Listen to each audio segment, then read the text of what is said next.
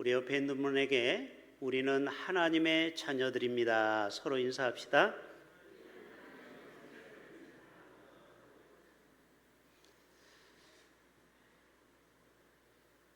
우리 은미아 권사님이 기도하기 전에 잠깐 말씀을 하셨는데요. 그래요. 우리 자녀가 이 찬양을 한다고 도의가 있으니까 얼마나 기쁨이 왔다고 고백하죠.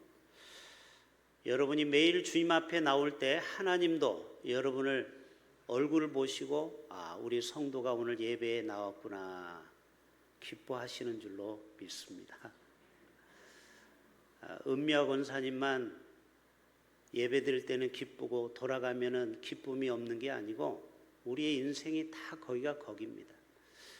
저도 설교를 하고 여기에서 소망의 메시지를 전하지만 저도 내려가 보면은요 절망할 때도 있고요 눈물 흘릴 때도 있고요 하늘을 쳐다볼 때가 많이 있습니다. 여러분은 저를 보고 위로를 받기를 바랍니다. 여러분만 힘든 인생 사는 게 아니에요. 다 우리 인생은 나름대로의 십자가가 다 있는 것입니다. 하나님의 자녀는 무엇일까요? 하나님의 뜻대로 살아가는 것이죠. 또 하나님의 말씀대로 순종하고 지켜 행하는 것이죠. 또 하나님과 매일 대화하는 것이 하나님과의 자녀된 삶입니다. 어떤 회사에서 대리들이 여러 명 있는데 한 3년에서 5년 되면 과장이 돼요. 일반적으로. 그런데 자기는 자꾸 승진해서 누락이 되는 거예요. 그런데 어떤 직원은 6개월 만에 대리에서 과장으로 승진을 하는 거예요. 여러분 같은 회사 다닐 맛이 나겠습니까? 그래서 이 집사님이 하나님 앞에 가서 따졌어요. 하나님 왜 나는 승진이 안 되고 6개월밖에 안 된 저 대리가 과장을 됐습니까? 근데 나중에 이야기를 들어보니까 이 회사를 세운 회장님한테 이 6개월 만에 과장을 단 사람이 매일 이메일을 보냈다라는 거예요. 여러분도 한번 팁을 얻어 가시길 바랍니다. 회장님한테 자기가 그냥 보고를 하는 거예요. 회장님 안녕하셨습니까? 오늘 날씨가 참 좋습니다. 저는 오늘 회사에서 이러이러한 일을 했습니다. 회장님 빠이 굿바이 내일 또 봐요. 그런데 여러분이 회장님이 메일을 일개 사원이 보냈지만 매일 보내니까 무슨 메일을 이렇게 매일 보내지? 그래서 읽기 시작한 거예요. 그런데 나중에 이 회장님의 마음에 감동이 온 거예요. 다른 직원들은 월급 받기 위해 회사를 다녔는데 이 직원만 자기를 사랑하는 것 같고 존경하는 직원이 들어온 거예요. 거기에서 사실을 깨닫고 이 말단 대리가 깨달은 것입니다. 나와 하나님과의 관계도 이와 마찬가지구나. 하나님 앞에 매일 우리는 보고서를 올려드려야 되겠구나. 하나님 오늘은 이렇게 힘들었어요. 또 이런 일이 있었어요. 기뻤어요. 이런 얘기를 쭉 대화하는 것이 바로 하나님의 자녀의 모습이다. 그래서 이분도 똑같이 회장님한테 메일을 보내기 시작했다라는 거예요. 그런데 놀랍게도 그동안 승진을 못했던 이 직원이 얼마 후에 대기 발령에 딱 보니까 승진 발령에 자기 이름이 딱 써 있었다라는 거예요. 여러분, 오늘 또 하나님과의 자녀된 우리는 하나님이 우리가 열심히 일하고 봉사하는 것도 중요하지만 제발 나하고 좀 친해보자. 나하고 좀 대화 좀 하자. 나하고 인격적으로 깊은 관계를 맺기를 원하시는 줄로 믿습니다. 하나님은요 우리하고 마리아처럼 그 코앞에서 음식을 만든 마르다가 아니고 마리아처럼 주의 음성을 듣고자 하는 그 마음을 하나님은 더 기뻐하시는 줄로 믿습니다. 그래서 주일날도 예배 드리고 나서 만나홀에 가서 음식을 준비하지, 어떤 분들은 아예 그날은 예배를 드리지도 않고 음식을 만드는 그런 일을 하나님이 과연 기뻐하실까요? 그래서 먼저 음식을 만드는 권사님들은 항상 일부 예배 오셔서 온전하게 예배를 드리세요. 하나님은 그것을 기뻐하시는 거예요. 우리가 뭐 대단한 봉사, 이게 중요한 게 아니라는 거예요. 하나님과의 관계성이 더 중요한 줄로 믿습니다. 이것이 바로 하나님의 자녀가 되는 비법인 겁니다. 자, 우리나라에는 860만의 크리스찬이 있어요. 어떻게 보면 860만 명이 하나님의 자녀죠. 하나님을 믿지 않는 4,200만은 하나님의 자녀가 아닌 것이죠. 또 이단에 빠진 자녀들이 무려 100만 명이나 됩니다. 많죠? 신천지만 해도 50만 명입니다. 하나님의 교회, 구원파 다 하면은 100만 명이 이단의 자녀로 빠졌어요. 여러분, 우리는 이 땅에 살면서 꿈과 희망의 자녀로 우리를 불러주셨습니다. 때때로 우리는 절망하고 낙심할 때가 있어요. 그러나 우리는 잊지 마세요. 하나님은 우리의 아빠가 되어주셔서 꿈과 소망을 주시길 원해요. 자, 첫 번째 그림 보여주세요. 자, 하나님과 우리 사이의 관계를, 꿈을 한 글자로 표현하는데, 그 두 글자로 표현하면 우리에게는 뭐를 가지고 있다고요? 희망을 가지고 있어요. 세 글자를 꿈을 표현하자면 뭐예요? 가능성이죠. 하나님은 우리 믿음의 성도들을 불러주셔서 꿈과 희망과 가능성을 주시는 거예요. 여러분, 꿈을 네 글자로 펼치면 뭐라고요? 할 수 있어. 할 수 있다. 하나님 안에서 할 수 있음을 우리에게 보여주는 것입니다.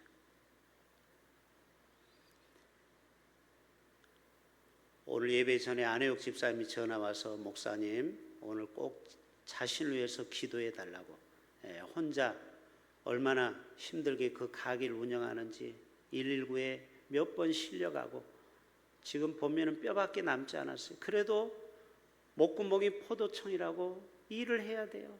일을 해야 돼요. 아들 둘은 거의 돌아보지도 않고 혼자 외롭게 인생을 살아가고 있습니다. 요즘 다 사람들이 먹고 사는 게 힘들다고 하죠. 현대인들은 외롭고 고독합니다. 또 요즘처럼 더워도 에어컨을 잘 틀지 못합니다. 왜요? 전기값 때문에. 우리는 에어컨을 이렇게 빵빵하게 틀지만 개척교회는 에어컨 트는 것도 얼마나 신경이 많이 쓰이는지 몰라요. 여러분, 여름 되면은 교회로 많이 오시길 바랍니다. 여러분, 집에 에어컨 돈 나갈까 봐 틀지도 못하고 있잖아요. 그런데 새벽에도 빵빵하게, 수요예배도 빵빵하게, 또 금요기도에도 빵빵하게 틀어줄 거예요. 여러분, 많이 여름에는 어디 가서 더위에 지치지 말고 교회로 오세요. 여러분, 이것이 우리의 인생인 것입니다. 미국의 시인 롱펠로우는 모든 죄는 천벌이 따르고 거기에는 고통의 씨앗을 지닌다. 오늘은 이 죄에 대한 얘기를 좀 다룰 것입니다. 그래서 우리 죄는 반드시 형벌이 따른다. 그래서 오늘 8절에 말씀하고 있죠. 죄를 짓는 자는 누구에게 속한다고 했어요? 하나님께 속합니까? 마귀에게 속합니까? 아니, 8절을 보시라고요. 죄를 범하는 자는 누구에게 속한다? 하나님께? 아니죠. 마귀에게 속한다. 하나님의 아들이 나타나는 것은 마귀를 멸하려 함이니라. 마귀는 처음부터 범죄합니다. 그러나 여러분, 하나님의 자녀들, 저와 여러분들은 9절에 말씀하고 있죠. 하나님께로부터 난 자마다 죄를 짓지 아니하나니 이는 하나님의 씨가 그의 속에 거합니다. 우리 안에는 누가 거한다고요? 하나님의 씨앗이. 따라서 합시다. 우리 안에는 거룩한 하나님의 씨가 있습니다. 여러분, 아담과 하와는 불순종의 죄를 범해서 그 씨앗을 까보니까 어마어마한 열매를 먹게 되었습니다. 제일 먼저 누구에게 벌을 내린 줄 아세요? 제1차적인 죄를 가져다 준 뱀, 비암에게 너는 3가지의 페널티를 줬어요. 첫째, 일평생 땅을 기어다녀라. 여러분, 모든 짐승을 보면 2발, 4발로 껑충껑충 뛰고 이렇게 하늘을 보고 재밌게 사는데, 이 뱀은요 저주를 받아가지고 일평생 배로 기어다녀. 여러분, 얼마나 더럽겠습니까? 그리고 2번째, 너는 흙을 먹어라. 여러분, 이 세상에 먹을 게 얼마나 많아요. 에? 지금 여름에 칼국수도 있고 또 시원한 냉국수도 있는데, 비암은 흙만 먹어야 돼. 3번째, 너는 여자의 후손이 네 머리를 밟을 것이다.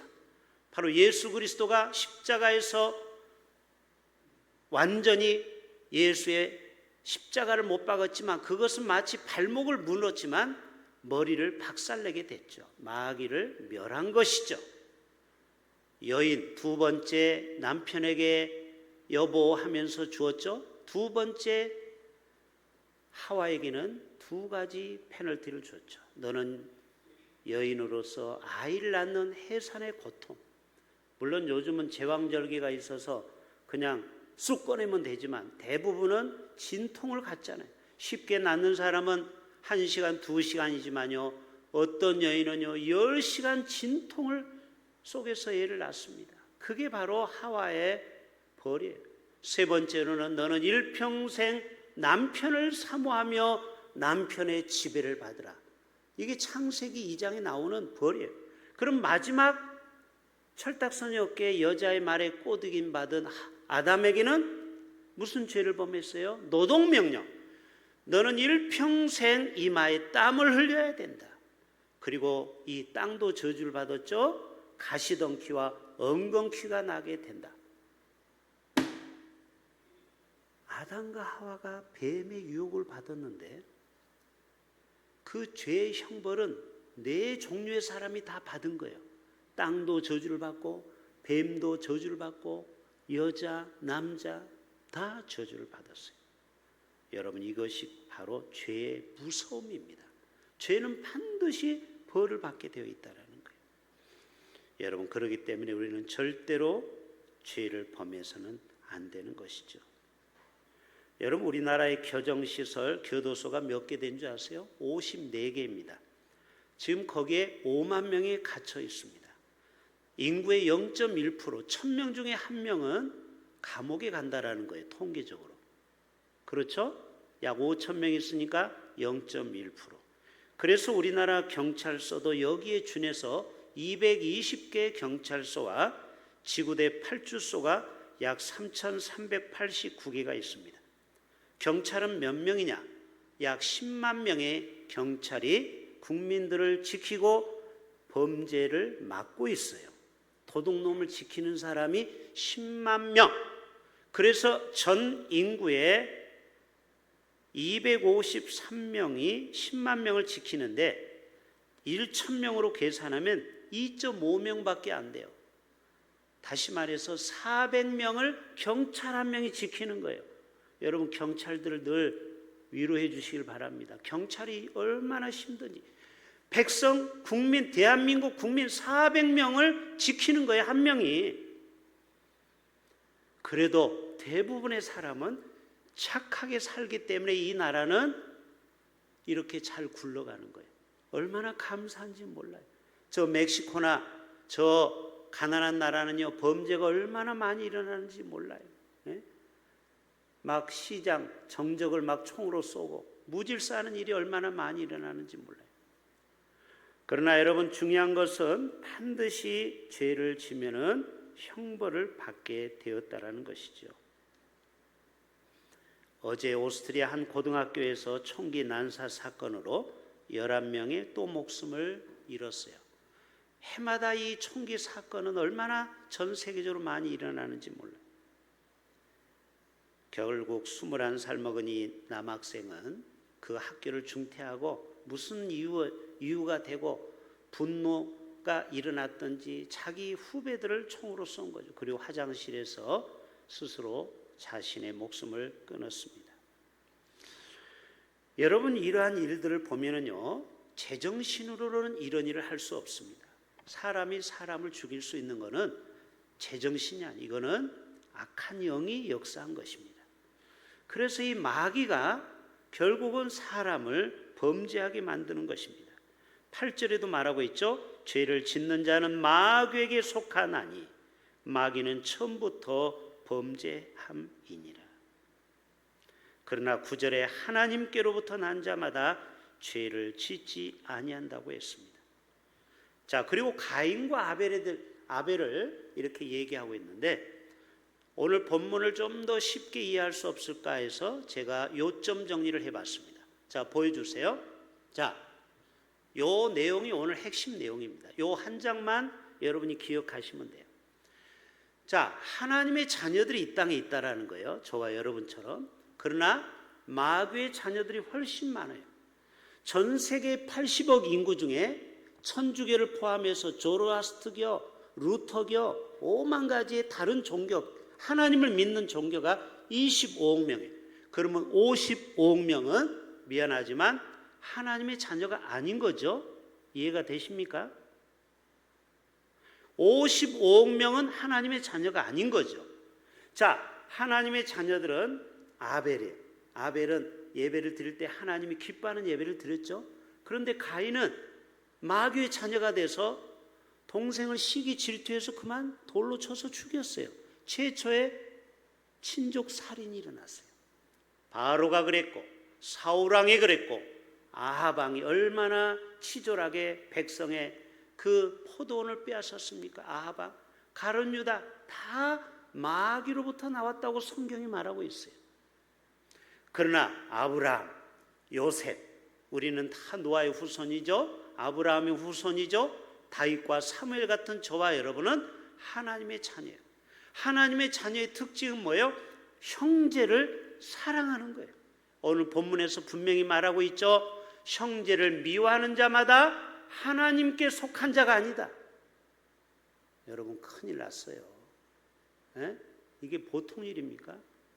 여러분이 지금 미워하는 사람 한 사람만 있으면 여러분이 하나님의 자녀가 아니라는 거예요. 다시 말합니다.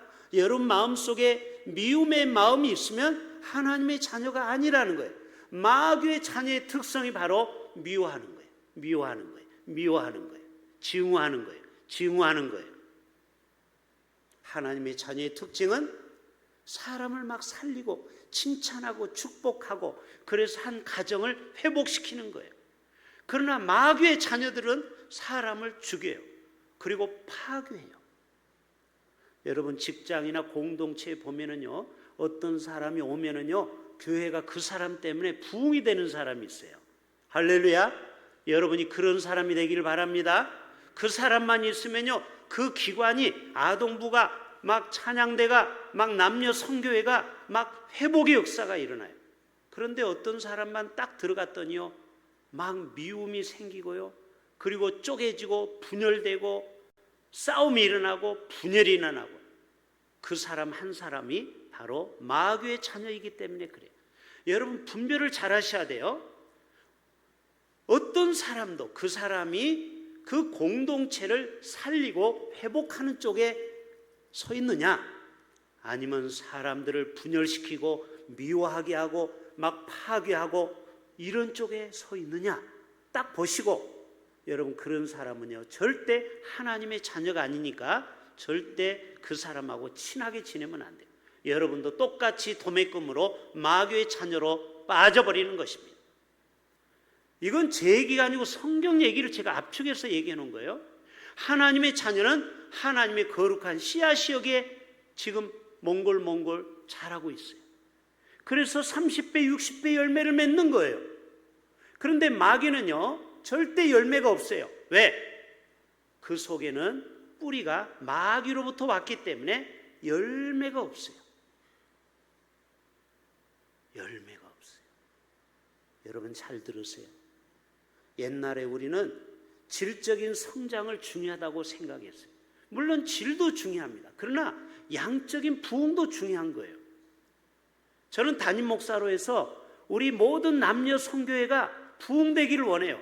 교회 학교도 1명, 2명만 놓고 예배드리기보다 50명, 100명 놓고 예배드리는 것이 하나님의 뜻인 줄로 믿습니다.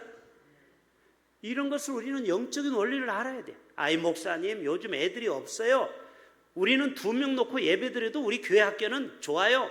여러분, 이거는 마귀에게 속는 겁니다.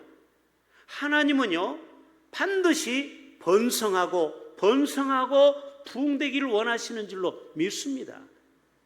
교회가 몇 명 안 모이면서 우리 교회는 은혜로운 교회요, 우리 교회는 많은 게 필요 없어요, 우리는 질적인 교회요, 이거는 한쪽만 알고 한쪽은 모르는 거예요. 여러분, 하나님이 원하시는 것은요, 정말 제자처럼 정말 알곡신자도 필요하지만 그런 알곡신자가 더 많이 우리 교회 안에 있기를 하나님은 원하시는 줄로 믿습니다. 그래서 우리가 열심히 전도해서 빈자리를 채워야 돼요. 그것이 하나님의 마음인 것입니다.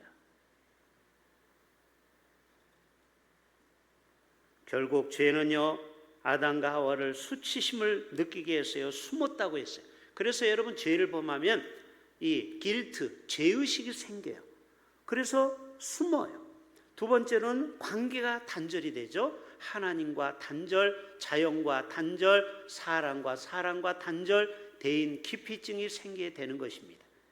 마지막 세 번째로는요, 죄의 결과는 죽음이에요. 그래서 결국 인간은 짧은 인생을 살다가 갈 수밖에 없는 것입니다. 너는 흙이니 흙으로 돌아갈지니라. 두 번째, 이 죄는요, 하나님을 슬프게 하십니다. 따라서 합시다. 죄는 하나님을 슬프게 합니다. 자, 우리 부모 입장에서 생각해 볼까요? 우리 자녀들이 이 땅에서 건전하게 사회생활하고 또 직장에서 학교에서 인정받고 승진하고 존귀함 받기를 원합니까? 아니면은 우리 자녀들이 어디 가서 문제를 일으키고 경찰서에서 오락하고 그리고 우리 자녀들이 잘못돼 가지고 재판을 받고 또 우리 자녀들이 이 땅에서 비난을 받고, 누가 그런 자녀를 원하겠습니까? 하나님도 똑같아요. 지금 이 시대는요, 세 가지 시대로 구분합니다. 영적으로 보면은 지금은 음란의 시대에 우리가 살고 있어요. 성의 상품화, 동성애가 얼마나 많은지 몰라요. 두 번째로는요, 황금 만능의 시대, 돈이면은요 안 되는 것이 없는 시대에 우리가 살고 있어요. 여러분, 가까운 필리핀에 가면은요, 한국 사람들끼리 서로 사업하다가 적이 돼가지고 저놈 미워 죽겠어, 그래서 사람을 사가지고 죽여달라고 하면요, 약 4,000불만 있으면 되는 거예요. 4,000불이 얼마예요? 500만 원만 있으면 소리 없이 사람을 죽여줄 수 있어요. 요즘은 그런 시대에 살고 있어요. 지난주에는요, 너무너무 안타까운 일이 발생했죠. 40대 가장이 물속에 차를 몰고 들어가서 자기는 빠져나왔는데 아내와 두 아들이 죽었어요. 알고 봤더니 채무 때문에 1억 5천, 그 돈 때문에 너무 고통스러워서 다 같이 죽으려고 했는데 이 남자는 갑자기 무서운 생각이 나가지고 살아나왔어요. 여러분, 얼마나 그 남자는 살았지만 사는 것이 지옥 같은 인생을 앞으로 살게 되지 않을까요? 그 빚 얼마 때문에 어떻게 그런 끔찍한 생각을 할까요? 이게 오늘날의 시대라는 거예요. 돈이 주인이 되어버리는 이 시대, 그리고 이기적이고 쾌락적이고 인간 말종의 시대에 우리는 살고 있습니다. 여러분, 하비 콕스라는 학자는 현대 사회에는 문명이 발달할수록 급속하게 세속화된다고 그랬어요. 세큘라, 세속화. 여러분 교회도 이미 세속화가 되었죠. 그러나 21세기 세계교회는요, 성령의 시대, 음악의 시대, 여성의 시대라고 말하는 학자도 있어요. 따라서 해봅시다. 21세기는 성령의 시대, 음악의 시대, 여성의 시대. 악이 더할수록요, 성령도 더 강력하게 역사하는 시대가 오늘날의 시대라는 거예요. 우리가 늘 성령 충만을 위해서 우리가 기도해야 될 줄로 믿습니다. 좀 이따 결론적으로 말씀드리겠지만 우리가 이 죄로부터 멀어지고 죄로부터 이길 수 있는 방법은 내 힘과 내 능력이 아니고 오직 성령의 능력만이 이 죄로부터 우리가 자유함을 얻게 되는 줄로 믿습니다. 성령의 불로만이 가능하다라는 거예요. 그리고 음악, 요즘은 이 교회에서 차지하는 음악의 비중이 얼마나 큰지 몰라요. 그래서 큰 교회는 다 음악 감독을 수백만 원을 들여서 유명한 음악 감독을 채용하죠. 왜 그래요? 음악이 예배의 상당한 부분을 차지하는 거예요. 그래서 음악을 통해서 현대인들의 그 강팍한 마음을 두들기고 깨서 부셔야 돼요. 옥토가 되도록. 그리고 여성의 시대가 활성화됩니다. 여성 사역자가 활성화되는 이 시대에 우리는 살고 있어요. 여러분, 이사야 선지자도 이 죄를 슬퍼했어요. 하늘이여 들으라, 땅이여 귀를 기울이라. 여호와께서 말씀하시기를 내가 자식을 양육하였거늘 그들이 나를 거역하였도다. 자, 여러분에게 물어볼게요. 하나님은 화를 한 번도 내지 않으신다. 1번. 아니다. 하나님도 화를 자주 내신다. 2번. 몇 번이 맞을까요? 몇 번? 아니, 1번, 2번 딱 얘기해요. 몇 번? 2번입니다. 물론 하나님은 사랑과 자비와 기쁨을 주시지만 하나님은요, 분노하시는 하나님이라고. 그런데 시편 7편 11절에 보면은요, 요 말씀을 한번 잘 들어보세요. 같이 읽어봅시다. 하나님은 의로운 재판장이시며 매일 분노하시는 하나님이시도다. 제가 이 말씀을 극동방송에 듣다가 빨리 찾아봤어요. 진짜 이 말씀이 있더라고. 하나님이 매일 열받고 있대요. 매일 분노하고 있대요. 왜 그럴까요? 인간들을 지었는데 노아 시대처럼 생각하는 게 다 나쁜 생각, 죄 짓는 생각. 그러니까 하나님은 매일매일 열받는 거예요. 화가 나는 거예요. 여러분, 이스라엘 백성들이 출애굽시켰지만 저들이 하나님 땡큐, 지저스, 감사 이랬으면 얼마나 좋아. 또 물이 없다고 또 반석을 가지고 무리바 반석 알죠? 하나님과 또 다퉜어요. 그래가지고 하나님이 또 화가 났어요. 또 어떤 때는요, 또 맨날 만나만 먹으니까 이 단백질 메추라기 달라고 또 화를 내고 그래서 또 메추라기를 줬어요. 그랬더니 웬일이야, 토요일날 안식일은 2배로 줬는데 또 주일날 돈 벌러 가는 거야. 요즘 말하면 그거 거두러 가다가 또 기부로 갔다와 하나님이 분노해서 또 많은 사람이 죽었어요. 여러분, 하나님은, 구약의 하나님은 분노의 하나님이에요. 원래 하나님이 착한 분이신데 누가 하나님을 분노하게 만들었어요? 저와 여러분이 하나님 마음을 자꾸 슬프게 하는 거예요. 마치 자녀가 자꾸 어긋난 길로 가고 자꾸 불순종하면 부모가 화가 나는 거하고 똑같습니다. 하나님은요, 분노하는 방법이 기근을 줘요. 때때로. 그리고 가뭄을 줘요. 전쟁을 일으켜요. 그리고 코로나 같은 바이러스를 퍼뜨리기도 하고요. 자연재난과 각종 사건 사고를 통하여 하나님의 분노를 표출합니다. 지진, 화산 폭발, 여러 가지 자연재해. 여러분, 일본의 그 핵폭발 여러분 보셨죠? 쓰나미. 얼마나 끔찍한 일이 생겼는지요. 여러분, 코로나 동안 3가지를 우리는 깨달았어요. 코로나 3년 동안 우리는 뭘 깨달았습니까? 하나님이 허락하지 않으면 하늘길, 백길, 땅길도 막히는구나. 여러분, 조종사들이 그때 다 실업자가 된 거 아십니까? 아니, 코로나 때문에 해외여행이 3년 중지됐잖아요. 그래서 어떤 나라는 배달부를 해요. 자전거 오토바이를 기장했던 사람이. 가족을 먹여 살려야 되니까. 두 번째, 하나님이 허락하시면 예배도 모일 수 없었어요. 아니, 그랬어요, 안 그랬어요? 그랬잖아요. 공예배도 없어요. 코로나가 한번 생기니까. 하나님은 이것을 통해서 우리에게 깨달음을 준 거예요. 예배가 이만큼 소중하다. 세 번째, 하나님이 허락하지 않으면요, 정치, 경제, 문화, 교육 모든 게 올스톱 되어버렸어요. 그렇죠? 그런데도 코로나가 끝난 지 2년, 3년이 되니까 인간들은 또 금방 획가닥 하나님으로부터 점점 멀어지기 시작했어요. 여러분, 인간은요, 잘해주면요 하나님 앞에 감사할 것 같죠? 그러지 않아요. 내가 잘나서 잘난 줄 알아요. 사람도요, 돈을 많이 벌죠? 그러면은 하나님 땡큐, 내가 더 겸손히 주를 섬겨야 되겠 학교, 이게 아니고 어깨에 힘이 들어갑니다. 내가 11조를 많이 드린다, 내가 헌금 많이 한다, 내가 우리 교회에서 그래도 돈 꽤나 번다. 여러분, 이게 얼마나 하나님 앞에 오만불손한 줄 아십니까? 인간은요, 교만의 극치를 달리고 있어요. 인간은요, 끊임없이 고난을 받아도요, 금방 고난이 해제되면은요, 하하호하고 또 죄를 범하고 또 하나님 마음을 슬프게 합니다. 옛날에 가족도 4명 이상 식당에 못 들어간 거 기억나십니까?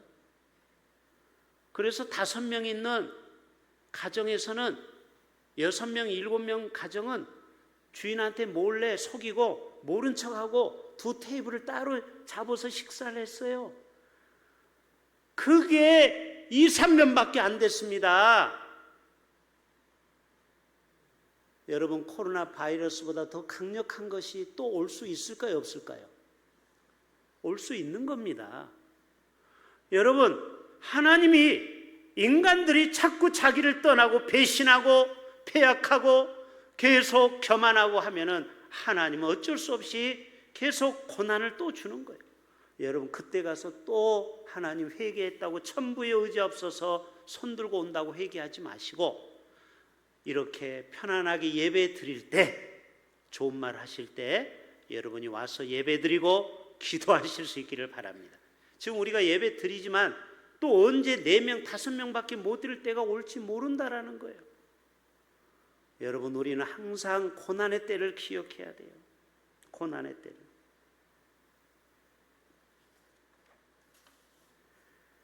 왜 하나님은 때때로 우리의 인생을 그렇게 힘든 인생으로 갑니까?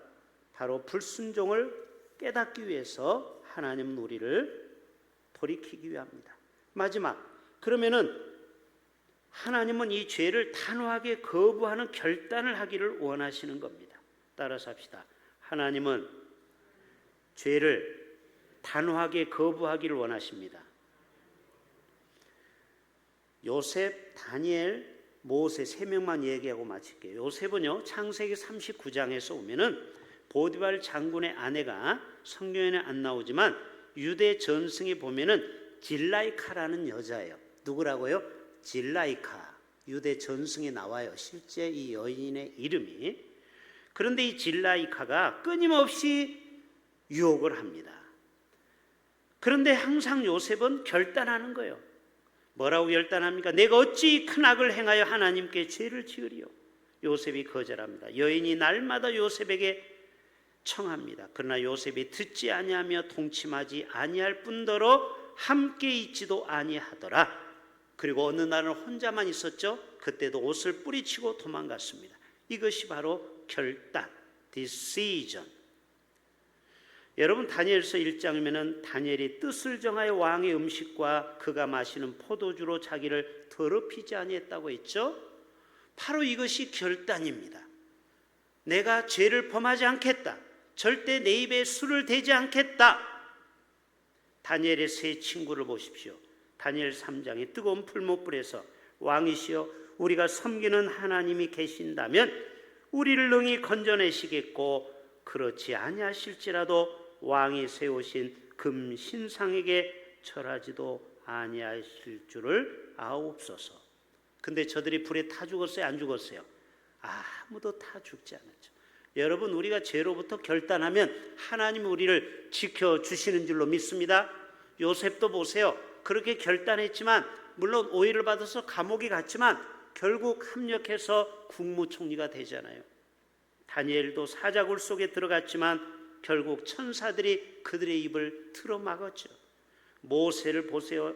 히브리서 11장 24절부터 26절에 모세는 애굽의 부귀영화와 잠시 죄악의 낙을 누리기보다 고난받기를 택하였다.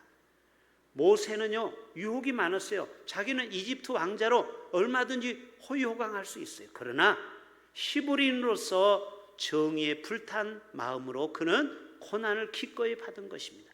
그러나 하나님은 그를 200만 명의 영도자로 위대하게 하나님이 그를 쓰신 것을 보게 됩니다. 초대교회 유명한 기어부 신학자인 암브로스는 육체의 정욕이 얼마나 무서운가를 이렇게 경고했어요. 참 멋진 말이, 잘 들어보세요. 삼손 알죠? 삼손은 사자를 죽일 수 있었으나 삼손이 힘이 세서 사자를 찢었다고 했어요. 와, 사자 가죽이 얼마나 두껍습니까? 호랑이 가죽, 그거를 찢어버렸어요, 아가리를. 그러나 자신의 정욕을 죽이지 못했고, 삼손은 원수의 쇠사슬을 끊을 수 있었죠. 그러나 자신의 정욕의 쇠사슬은 끊지 못했다. 삼손은 원수의 보리밭에 불을 지를 수 있었으나, 알죠? 여우에 햇불을 넣어가지고 불을 지피잖아요. 그런데 자신이 한 여인이 지른 정욕의 불에는 타 죽어버렸다. 참 멋진 표현이죠. 결국 삼손은 죄를 결국 극복하지 못하고 결국 눈이 뽑히고 비참하게 저들과 함께 죽게 되었습니다. 다윗 왕을 보세요. 우리야 장군 신하의 아내 밧세바를 목욕하는 것을 우연히 성전에서 거닐다가 보게 되죠. 자기 궁전에서 육신의 정욕, 안목의 정욕으로 그는 마귀의 유혹을 그만 이기지 못했어요. 그리고 나서 다윗이 당하는 수치와 그 가정에 당하는 비참함은요, 성경에서 얼마나 많이 기록되어 있는지 몰라요. 저와 여러분이 이 모든 유혹을 이기기 위해선 날마다 성령의 법이, 생명의 성령의 법이 죄와 사망의 법을 너를 해방시켰다. 로마서 8장 1절과 2절이 오늘의 해법입니다. 같이 한번 따라서 해볼까요? 생명의 성령의 법이 죄와 사망의 법에서 너를 해방하였음이니라. 자, 우리는 끊임없이 죄와 사망이 나를 얽어매죠. 그러나 우리가 이길 수 있는 것은 성령으로 충만하면 얼마든지 그 죄와 사망의 사슬을 끊게 되는 줄로 믿습니다. 우리 모두가 이러한 이긴 자의 삶을 다 사시기를 주님의 이름으로 축복합니다.